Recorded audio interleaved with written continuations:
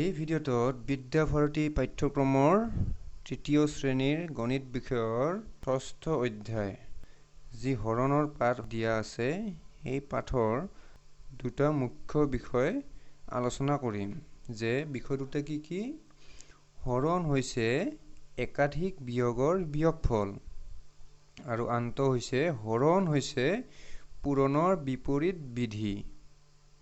গতিকে আমি এই দুটা কথা আমি মনত ৰাখিব লাগিব।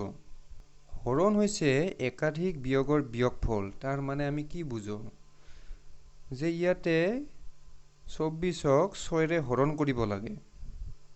তাৰ মানে কি আমি 24ক 6 কৰি আমি বিয়োগ কৰিব লাগিব।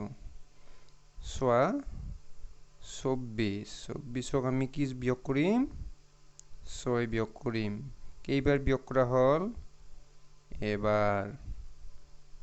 বিয়োগ কৰিলে কিমান হ'ব এটো বিয়োগ কৰা তুমি কিমান হ'ব 18 হ'ব। আকৌ বিয়োগ কৰা 6 যেহেতু বিয়োগ যাব আকৌ বিয়োগ কৰা কেইবাৰ হল দুইবাৰ। বিয়োগ কৰিলে কিমান হ'ব 12। যেহেতু আৰু বিয়োগ যাব সেইভাবে আৰু দিয়া কেইবাৰ হল তিনিবাৰ। কিমান হ'ব বিয়োগফল 6 আৰু যাব কেইবাৰ হল 4 বাৰ। কিমান হ'ব 0। যেতিয়ালৈকে আমি এই সংখ্যাটোতকে আমি সৰু সংখ্যা নাপাও তেতিয়ালৈকে আমি বিয়োগ কৰিব লাগিব।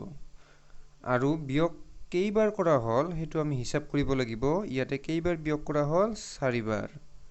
তাৰ মানে 24ক 6ৰে হৰণ কৰিলে আমি কিমান পাম 4। অৰ্থাৎ কি বুজিলা 24টা যদি আমাৰ চকলেট থাকে সেই চকলেট কেইটা যদি আমি 6টাকে ভাগ কৰো কেইটা ভাগ হ'ব 4টা ভাগ হ'ব। হৰণ মানে ভাগ আৰু সেইভাবে আমি ভাগ কৰিব লাগে। 24ক 6 ভাগ কৰিলে বা 6টাকৈ ভাগ কৰিলে আমি 4টা পাওঁ। বুজিলানে?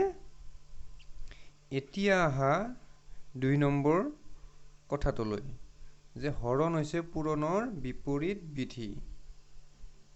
ইয়াতে চোৱা আমি যেটো পাইছিলো ইয়াতে কি পাইছিলো 24 হৰণ 6 সমান সমান কিমান 4।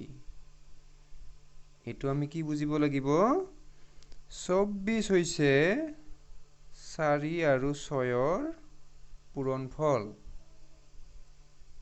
বুজিলানে? এতিয়া যদি 24 ইয়াতে দিয়া থাকে ইয়াতে যদি এটা খালি বাকচ দিয়া থাকে আৰু ইয়াতে যদি 4 দিয়া থাকে তেতিয়াহলে ইয়াত কিমান হ'ব? আমি কেনে ধৰণে চিন্তা কৰিম এটো যে 4ৰ লগত কি পূৰণ কৰিলে 24 হ'ব। গতিকে আমি পূৰণটো জানিব লাগিব। সেইভাবে হৰণক পূৰণৰ বিপৰীত বিধি বুলি কয়। 4ৰ লগত আমি কি পূৰণ কৰিব লাগিব 4ৰ লগত 6 পূৰণ কৰিলে 24 হয়। সেইভাবে ইয়াতে কিমান হ'ব 6 হ'ব। বা 24ক 6ৰে হৰণ কৰিলে কিমান হ'ব তাৰ মানে 6ৰ লগত কি পূৰণ কৰিলে 24 হ'ব। 6ৰ লগত 4 পূৰণ কৰিলে 24 হয়। বা কি হওক 6ৰে হৰণ কৰিলে 4 হ'ব। আমিতো কি কৰিম এই দুটা আমি পূৰণ কৰি দিম 6 4 গুণ 24। ইয়াকে কয় কি হৰণ হৈছে পূৰণৰ বিপৰীত বিধি। যদি তোমালোকে বুজি পাইছা তেতিয়াহলে ভিডিওটো লাইক কৰি দিবা শ্বেয়াৰ কৰি দিবা আৰু তোমালোকৰ পাঠ্যপুথিৰ পিছৰ অধ্যায়বোৰৰ ভিডিওবোৰ পোৱাৰ বাবে মোৰ চেনেলটো সাবস্ক্ৰাইব কৰিবা আৰু বেল আইকনটো প্ৰেছ কৰি দিবা। আজিলৈ এৰিছো ধন্যবাদ।